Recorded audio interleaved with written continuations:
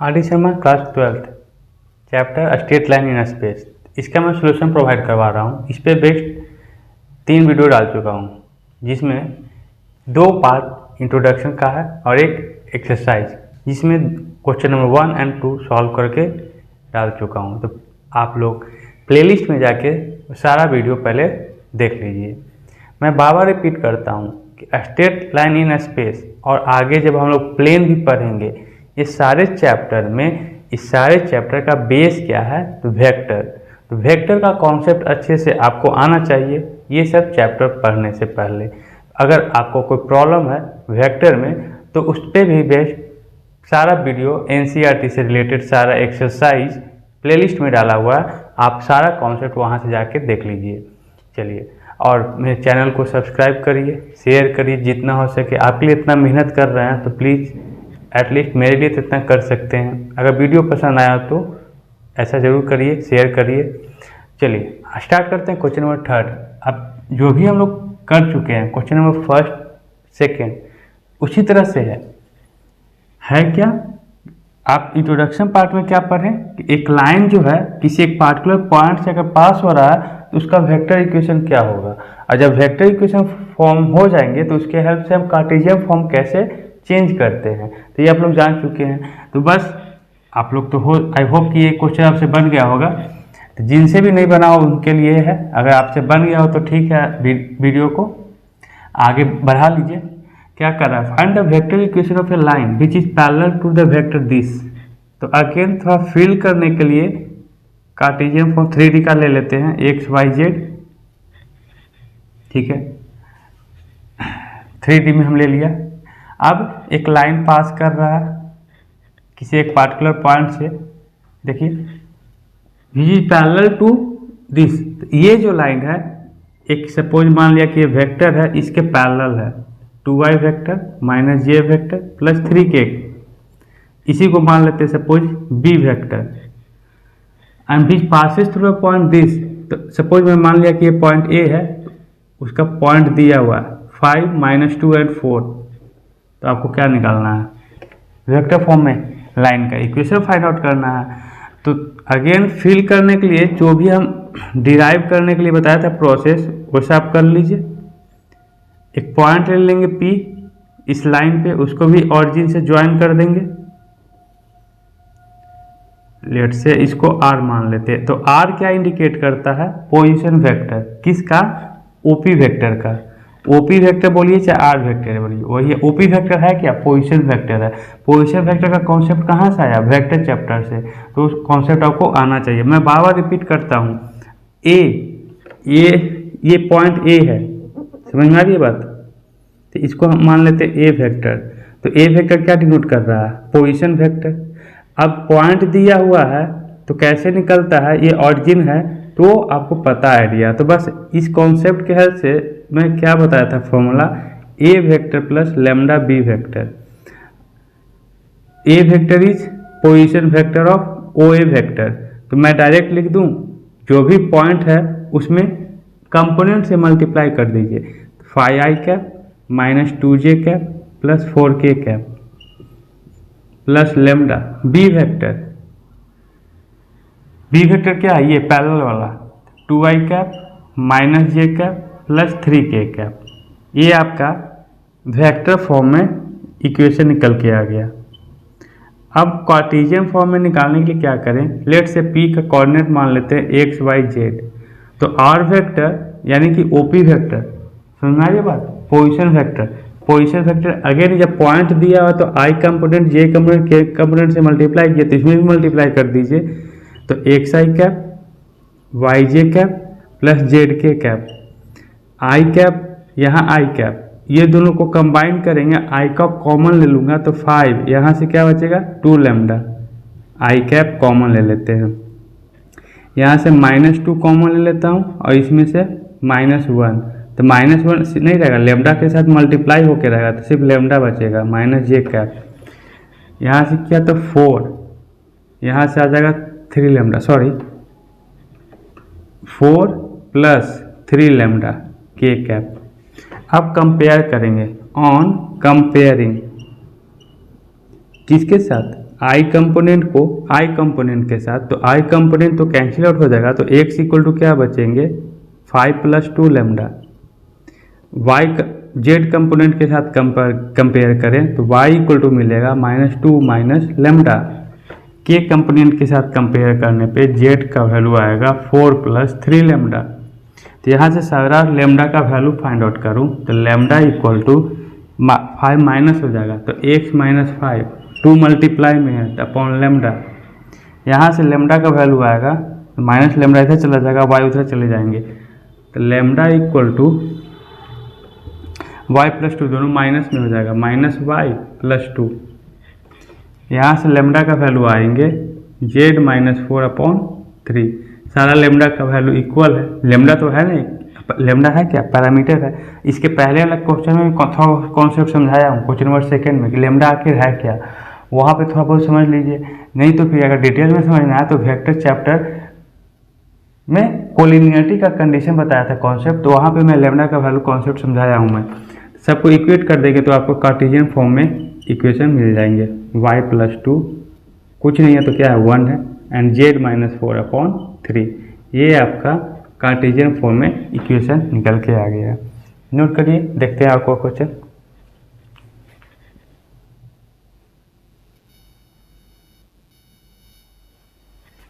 चलिए क्वेश्चन 4 में देखिए क्या है, थोड़ा चेंजिंग कर दिया है, तो वही कॉन्सेप्ट।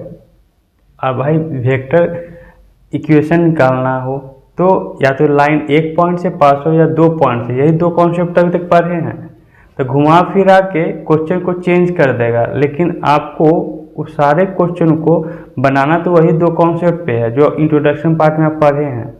देखिए क्या घुमा के रख दिया है, कुछ नहीं किया है। जैसे मान लिया फिर से फिल करने के लिए वही x y z बना लो, x y z एक लाइन है पास हो रहा है, तो एक line pass through the point मान लेता हूँ, सपोज लेट कि ये पॉइंट ए है।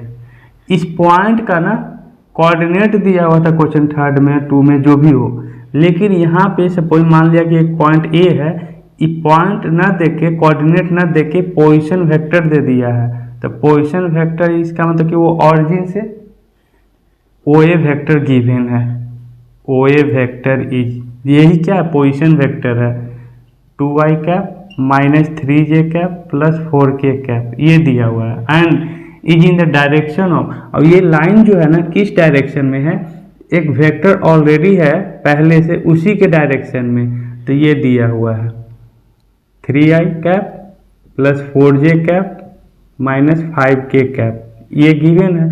तो बात तो वही चीज़ है ना, अगर ये पोजीशन वेक्टर है तो पोजीशन वेक्टर कैसे निकलता था, जो भी कोऑर्डिनेट रहते थे उसी में आई कंपोनेंट जे कंपोनेंट और के कंपोनेंट से मल्टीप्लाई करता था। तो अगर ए का कोऑर्डिनेट निकालने का कोशिश करूं तो 2 -3 एंड 4, बस सिंपल हो गया। तो उसको फिर एक पॉइंट पी मान लेंगे, इसको ऑरिजिन से मिला देंगे, इसको आर वेक्टर, इसको ए वेक्टर और इसको बी वेक्टर, फाइनल निकल के आ जाएगा। तो r vector equal to a vector plus lambda b vector, a vector यानी यही तो है, यही तो ए वेक्टर दिया हुआ है, तो 2i cap -3j cap plus 4k cap, lambda b vector वो है 3i cap plus 4j cap -5k cap, ये क्या निकल के आ गया वेक्टर फॉर्म में। अब कार्टेशियन फॉर्म में, अब फर्स्ट में भी कार्टेशियन फॉर्म में चेंज किया हूँ, क्वेश्चन नंबर 2 में भी चेंज करके दिया आपको, 3rd में भी।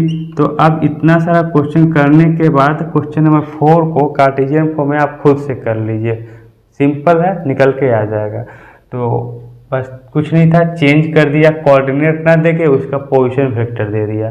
इसी तरह से क्वेश्चन में कुछ ना कुछ चेंजिंग रहेगा और रिटर्न हम आएंगे उसी पे। अब ऐसा नहीं, जरूरी नहीं है कि जो एक्सरसाइज 27.1 में जो भी क्वेश्चन होंगे ये 2 ही कॉन्सेप्ट पे है जिस पे हम अभी पढ़े हैं। वेक्टर पढ़ चुके हैं ना पहले, उसके टॉपिक पे भी क्वेश्चन आ सकता है और थोड़ा सा रिलेट कर देगा कि आपको वेक्टर इक्वेशन फाइंड आउट करना है। समझ में आ रही बात? तो चलिए क्वेश्चन नंबर 5 देखते हैं। देखिए क्वेश्चन कैसा 5 है।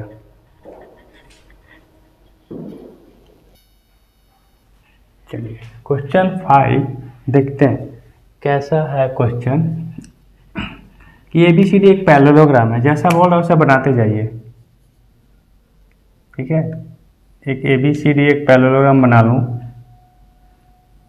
नेमिंग देता हूँ ABCD। आप क्या करते हैं, position vector of point ABC, ये पॉइंट A का, B का और C का क्या दिया हुआ है, पोजीशन वेक्टर। तो पोजीशन वेक्टर बोलिए या फिर ABC का कोऑर्डिनेट बोलिए, बात तो पोजीशन वेक्टर होता क्या है। सपोज मैं मान लिया कि यहाँ पे एक ऑरिजिन है, तो इसको अगर ज्वाइन कर देंगे तो ये जो है OA गिवन है, यही position vector 4i cap plus 5j cap minus 10k cap. ठीक है, B को अगर ज्वाइन कर दूं तो इसका पोजीशन वेक्टर दिया हुआ है, OB वेक्टर इज गिवन, क्या है 2i cap minus 3j cap plus 4k cap. And C को अगर ज्वाइन कर दें, ठीक है, तो आप समझ रहे हैं ना, फिगर में मैं बार बार ऐसा करूँगा ना तब गैदरिंग अच्छा लगेगा नहीं दिखने में, क्योंकि ये 3D पिक्चर है। 3D में कहीं भी पैरेललोग्राम होगा, वहाँ से जाके ये मान लीजिए कि ऐसा पैरेललोग्राम है, वहाँ से जाके ऐसे ओरिजिन से मैच कर रहा होगा। तो 2D में तो जैसे भी करेंगे तो गैदरिंग नजर का अच्छा होगा नहीं। तो फील कर लिए होंगे ना, C को भी हम O से अगर ज्वाइन करें तो उसका पोजीशन वेक्टर दिया हुआ है minus i cap 2j cap k cap. तो पोजीशन वेक्टर कैसे फाइंड आउट करते हैं, अगर कोऑर्डिनेट दिया हुआ रहता था i कंपोनेंट, j कंपोनेंट और k कंपोनेंट से मल्टीप्लाई कर देते थे। तो अगर यहाँ से a का कोऑर्डिनेट निकालने का हूँ तो 4 5 माइनस 10, ठीक है, B का तो 2 माइनस 3 4 और C का माइनस 1 2 और 1। ठीक है, अब निकालना क्या है, find the vector equation of line BD। इस लाइन का इक्वेशन फाइंड आउट करना है। तो क्या करें, बैक से जाते हैं। सपोज कि ये लाइन है, यहाँ पे पॉइंट है B और ये है D। तो बात तो वही आ गया ना, सेकेंड टॉपिक वाला इंट्रोडक्शन पार्ट, कि एक लाइन है जब दो पॉइंट से पास होते हैं तो उसका वेक्टर इक्वेशन कैसे फाइंड आउट होता है। तो एक पॉइंट तो ऑलरेडी पता है B, 2 माइनस 3 4। अगर मैं D का पॉइंट निकाल लूँ तो फिर निकल के आ जाएंगे। तो अब जो भी कहानी हम यहाँ पे करेंगे D का पॉइंट फाइंड आउट करने के लिए, तो क्या करें उसके लिए। अब देखिए पैरेललोग्राम में जानते हैं क्या होता है कि डायगोनल एक दूसरे को बाइसेक्ट करता है। सपोज मैं मान लिया कि यहाँ पे O है तो यहाँ पे P मान लिया, ठीक है। तो वह स्टेटमेंट लिख दीजिएगा कि बिनो direct diagonal of a parallelogram bisect each other, so DP equal to PB। तो अगर और AP equal to PC, AP equal to PC। तो अगर मैं AC लाइन लेता हूँ, AC, ठीक है, A का कोऑर्डिनेट दिया हुआ है 4 5 माइनस 10, C का है, या फिर ये रहने दीजिए, ठीक है, ये AC है, क्लियर। नाउ अब इसको क्या करते हैं, किसी एक ऑरिजिन से मिलाते हैं, यही वाला से A से मिला दिया और C से मिला देते हैं, तो यानी O से मिला दिया, ठीक है, कोई दिक्कत नहीं यहाँ तक। नाउ अब क्या करेंगे, ये पॉइंट क्या है, मिड पॉइंट है, यहाँ पे P जो लिया हूँ क्या है, वो मिड पॉइंट है AC का, इसको भी ज्वाइन करते हैं ऑरिजिन से। तो जब ये मिड पॉइंट है तो PC और AP 1:1 रेशियो में कट होगा। तो सेक्शन फॉर्मूला कहाँ पढ़े हैं आप, वेक्टर अलजेब्रा में क्या था फॉर्मूला, इसको M मान लेते हैं, इसको N, ये A पे है तो इसको A वेक्टर मान लिया। अगर C था B लेते थे, यहाँ पे B वेक्टर लेते थे, तो क्या था भाई, अब इसको R वेक्टर लेते हैं। तो फॉर्मूला क्या था, R वेक्टर निकालने का, यानी R यानी पोजीशन वेक्टर OP निकालने का, M into A vector plus N into C vector equal to M plus N। अब चूंकि M और N 1 है तो आर वेक्टर इक्वल टू क्या हो जाएगा, ए vector plus C vector upon 2। किसका निकलेगा, ओपी वेक्टर, यानी पोजीशन वेक्टर निकल के आएगा, ओपी वेक्टर। ए वेक्टर पता है ना, ए वेक्टर बोलिए चाहे ओ ए वेक्टर निकला हुआ है, तो 4i cap 5j cap -10k cap,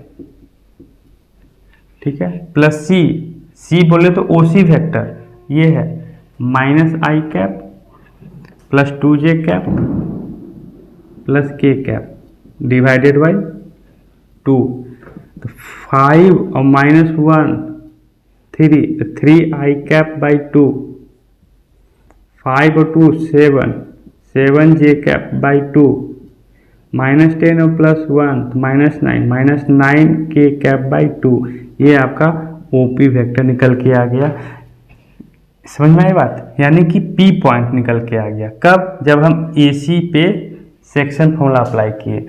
उसी तरह से डीबी पे भी पी क्या है, मिड पॉइंट है। एक और लाइन ले लें, ये डी और ये बी। अब यहाँ पे डी का तो पॉइंट पता ही नहीं है कि क्या है, तो उसके लिए हम क्या मान लेंगे, एक्स वाई जेड, और बी का तो पता है। तो जब डी का पता है तो इसको भी क्या करते हैं ना, ऑरिजिन से मिलाते हैं।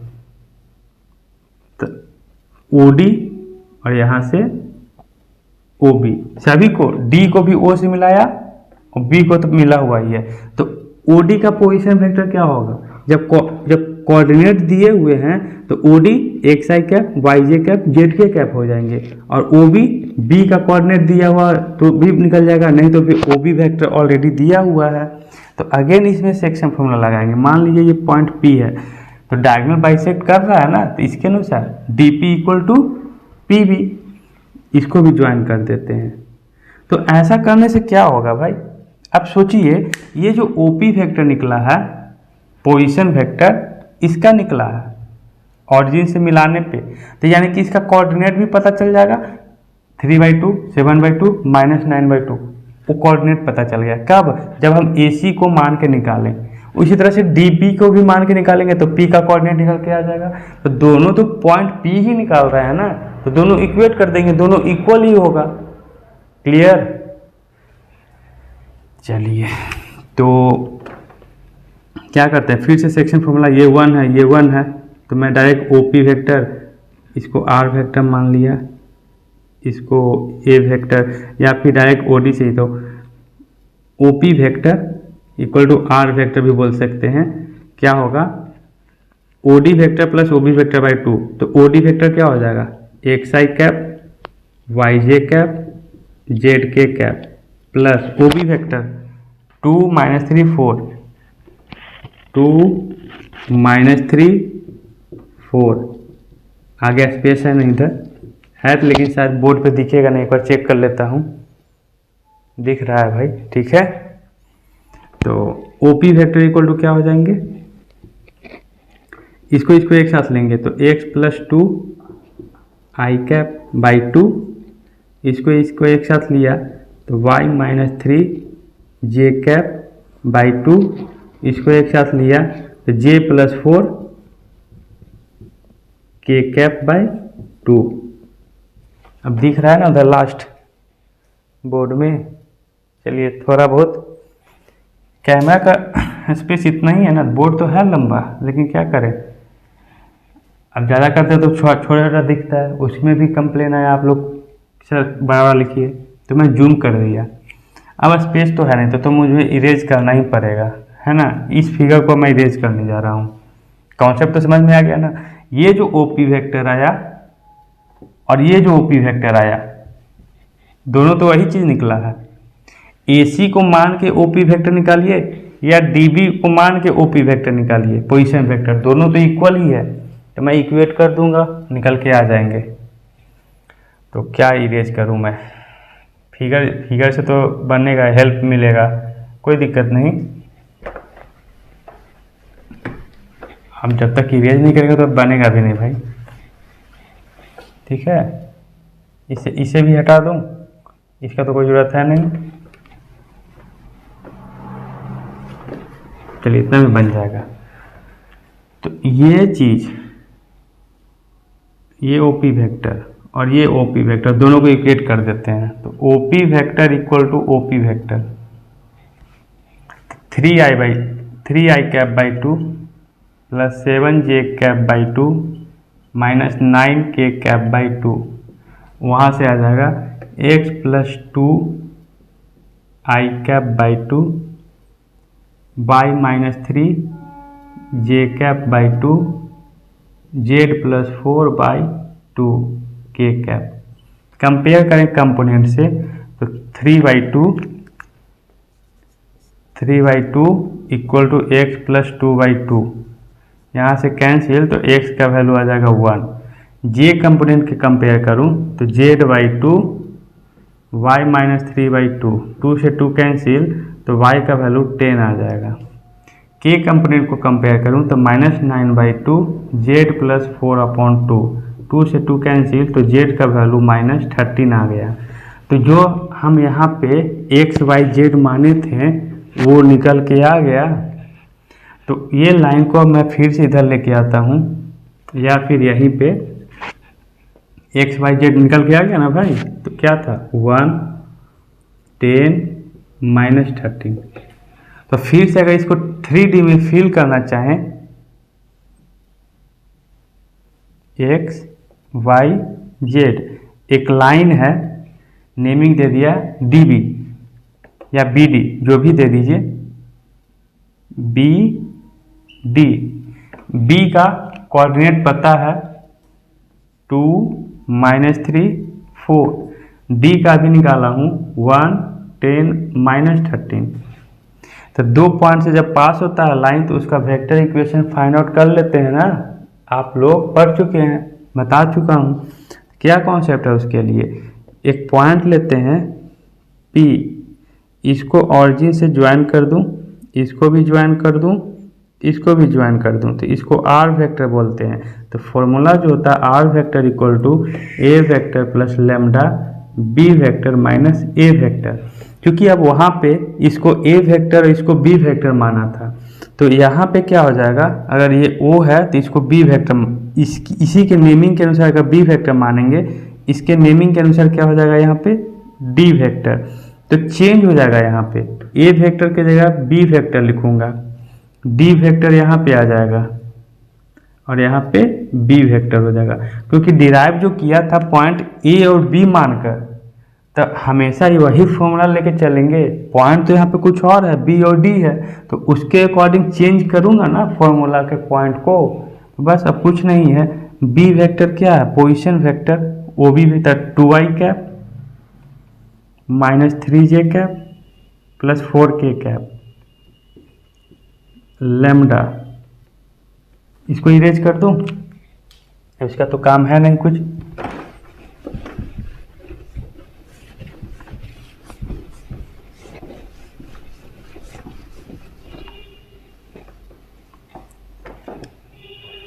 तो लेमडा डी वेक्टर, तो इसका position vector OD vector i cap plus 10j cap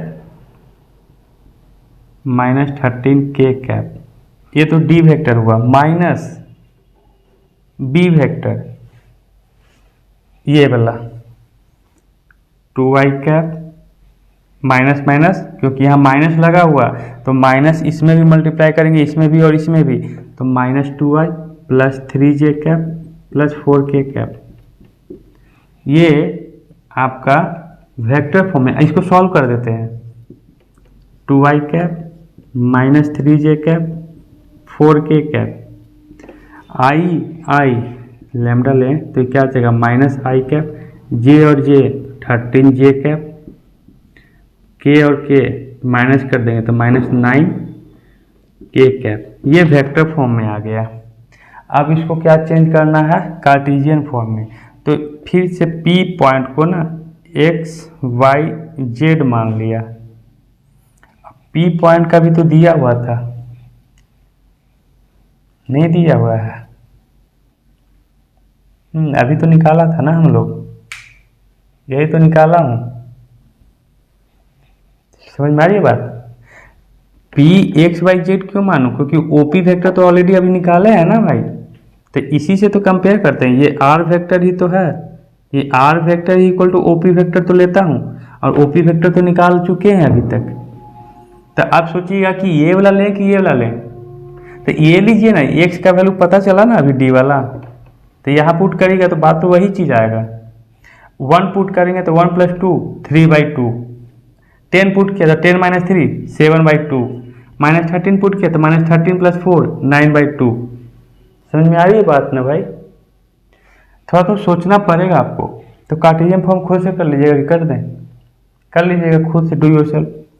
r vector के जगह चल मैं लिख देता हूँ एक पॉइंट। आर वेक्टर ये ले लेते हैं 3/2 i cap + 7/2 j cap -9/2 k cap r vector के जगह। बाकी ये ले लेंगे 2i cap -3j cap + 4k cap plus lambda -1 13 -1 + 13 j cap -9 k cap. अब इसको कंपेयर करना होगा तो इसको एक साथ ले लेंगे, 2 और -1, या i कैप है 2 - 1, सॉरी लैम्डा रहेगा यहाँ पे i कैप, प्लस यहाँ से -3 और वहाँ से +13 लैम्डा j कैप, प्लस इसके लिए 4 - 9 lambda k cap 3/2 i cap 7/2 j cap -9/2 k cap. अब कंपेयर कर देते हैं i कंपोनेंट को साथ, तो 3/2 = 2 - लैम्डा, इसके लिए तो 7/2 -3 + 13 लैम्डा, एंड इसके लिए -9/2 = 4 - 9 लैम्डा। यहाँ से लैम्डा का वैल्यू सब निकल के आ जाएगा, दोनों को तीनों को इक्वेट कर दीजिएगा, आपका कार्टेशियन फॉर्म में आ जाएंगे, क्योंकि इसको कार्टेशियन फॉर्म में भी क्या करना था, लाना था। क्वेश्चन अच्छा था, कॉन्सेप्चुअल था, समझने लायक था, ठीक है। तो हर चीज़ को आप स्टेप बाय स्टेप पढ़ते आए होंगे तो क्वेश्चन डेफिनेटली बन गया होगा। सेक्शन फॉर्मूला का कॉन्सेप्ट अगर नहीं पता होगा तो ये क्वेश्चन आपसे अटेम्प्ट नहीं बना होगा, नहीं सॉल्व हो पाएगा आपसे। तो देखिए मैं जो बोलता हूँ सही साबित हुआ कि नहीं। स्टार्टिंग में बोला था कि वेक्टर चैप्टर कितना इम्पोर्टेंट है। अगर आप वेक्टर अलजेब्रा का कॉन्सेप्ट बिल्कुल भी ना के बराबर है तो ये चैप्टर ही आपको खत्म, 0। आप सोच लीजिए ना, अगर काउंटिंग नहीं है, एडिशन सब्ट्रैक्शन नहीं पता तो सिंप्लीफिकेशन आएगा। तो बेसिक ये चैप्टर का प्लेन आगे जो पढ़ेंगे वो चैप्टर का ये सब का बेसिक क्या था, वेक्टर अलजेब्रा। तो आप लोग तो फिजिक्स में भी पढ़े होंगे, तो आपको होप कि ये सारे कॉन्सेप्ट आपको आते होंगे। चलिए मिलेंगे नेक्स्ट वीडियो में, आज के लिए इतना ही। थैंक यू, और चैनल को सब्सक्राइब करना मत भूलिए। एंजॉय करिए।